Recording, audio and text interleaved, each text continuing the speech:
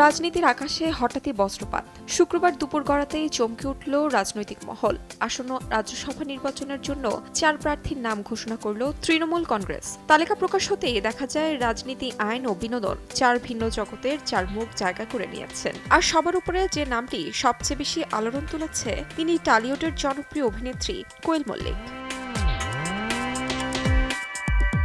অবশেষে রূপালী পর্দা পেরিয়ে সরাসরি রাজনীতির অঙ্গনে পা রাখলেন কোয়েল। রাজ্যসভার তৃণমূলের প্রতিনিধি হিসেবে মনোনয়ন পেয়েছেন তিনি। রাজনৈতিক মহলের মতে, মল্লিক পরিবারের সঙ্গে মুখ্যমন্ত্রী মমতা বন্দ্যোপাধ্যায়ের দীর্ঘদিনের সুসম্পর্কই এই সিদ্ধান্তের পেছনে গুরুত্বপূর্ণ ভূমিকা রেখেছে।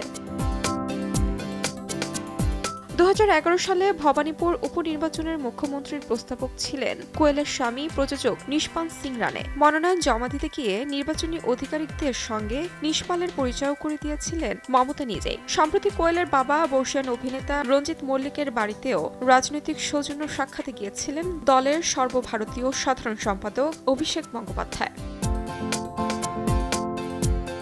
তবে এই ঘোষণায় উচ্ছ্বাসের পাশাপাশি ধাক্কাও খেয়েছেন অনেক অনুরাগী। সামাজিক মাধ্যমে মিশ্র প্রতিক্রিয়া, কারো শুভেচ্ছা, কারো হতাশা। নায়িকার ফেসবুক পেজে উপড়ে পড়ছে মন্তব্যের বন্যা। কেউ লিখেছেন, আপনার প্রতি অনেক শ্রদ্ধা ছিল, সেই জায়গাটা হারিয়ে গেল। আবার কেউ ক্ষোভ উগরে দিয়ে বলেছেন, এই নোংরা রাজনীতিতে কেন? গ্ল্যামার দুনিয়ার জনপ্রিয় মুখ থেকে এখন সংসদের অন্দরমহল। কোয়েলের নতুন যাত্রা যে রাজ্য রাজনীতিতে নতুন সমীকরণ তৈরি করেছে তা বলাই বাহুল্য। ভক্তদের দেখার অপেক্ষা এ অধ্যায়ে তাকে কোথায় নিয়ে যাবে। তাহমিনা তন্নি, সময় সংবাদ।